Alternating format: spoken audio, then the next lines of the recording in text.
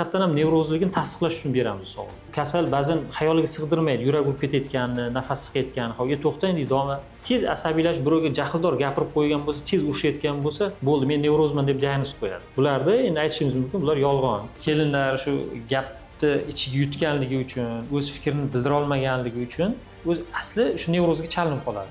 U bilan nimaga da'vat qilyapsiz degan savol tug'iladi. Tug'ruqdan keyingi stress degan narsa bor. Tug'ruqda vitamin yetishmovchilik bo'lib qoladi. Natijada ayol hamma sharoit zo'r bo'lsa ham stress, asabiy nevroz.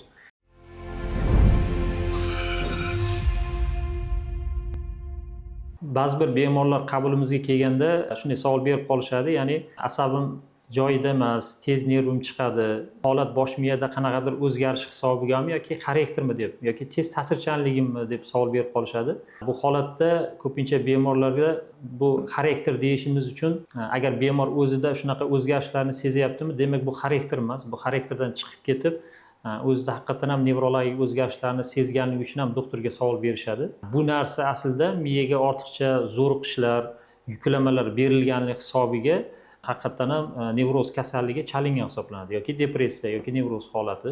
Bu holatda bemorlarda qo'shimcha yana shikoyatlar paydo bo'ladi. Ya'ni qanaqa nafas siqishi, havo yetishmasligi hissi, sababsiz kekirishlar, yurak urib ketib qolishi, davleniya oshib ketadi yoki tushib ketadi degan savollar berib qo'yishadi.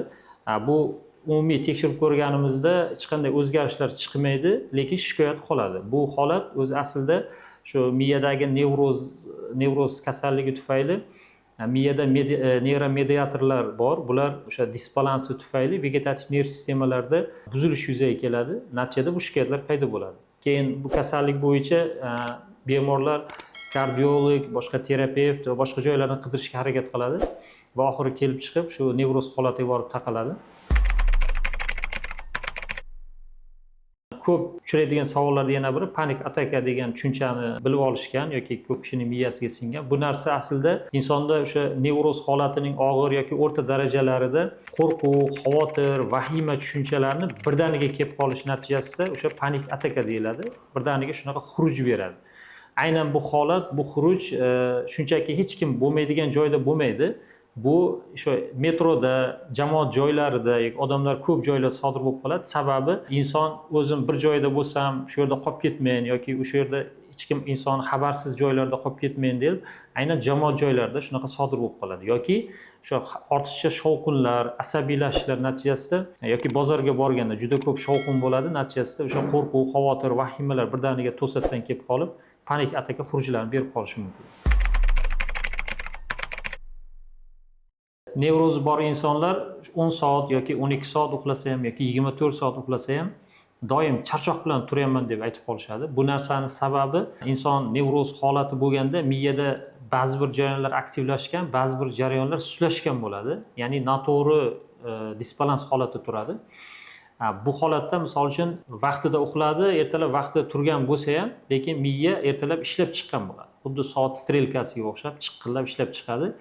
Natijada miyada tinchlik bermaydi. Uxlayveradi, lekin miya ishlab chiqadi. Natijada ertalab turganda holsizman, charchoq, naborot asabiy, injiq bo'lib turishadi. Bunga sabab o'sha miya uxlamasligidan. Buning natijasida miyada o'sha melatonin, serotonin, dopaminlarni ba'zi birlar ishlab chiqarish ko'payib ketadi, ba'zilar susayib ketadi. Natijada ba'zilar uyquga bermaydi, ba'zilar miyani charchatib ishlab chiqaradi. Natijada o'sha inson ertalab juda charchoq, asabiy, holsiz, urushqoq holatda turadi. Ba'zi bemorlar, misol uchun tinchlantiruvchi dorilar, ya'ni qisman aytib ketaman, valerianka, validol yoki karvalol yoki glitsin ichib yuraman deyishadi. Bularning zarari bormi deyiladi. Yo'q, bu dorilarni ichib yursa zarar yo'q. Glitsin aminokislota miyaga oziqa beradi, ham tinchlantiruvchi xususiyati bor. Ba'zi bir o'sha miyaga tinchlantiruvchi dopamin, serotonin, neyromediatorlarga ta'sir ko'rsatadi. Shuning hisobiga inson ancha tinchlangan holatga o'tadi. Ya'ni qo'shimcha validol, o'sha valerianka, karvalollar inson qon tomirlarini kengaytirib, ancha tinchlantirib, uyqu holatini normallashtiradi. O'shaning hisobiga ancha tinchlanib qoladi. Ba'zi bemorlar nevroz holatidan uy sharoitida yoki yengil qanday chiqib ketsam deb savol berishadi.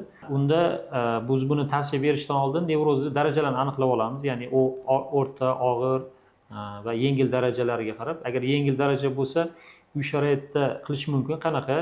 Nafas mashqlar bor, maxsus nafas mashqlari, keyin yurish, yugurish, suv sportlari bilan shug'ullansa, inson tana, jasadi charchaydi, charchoq holatiga keladi va ruhiyat yengillashaveradi. Bu natijasida ancha nevroz holatdan chiqib ketadi.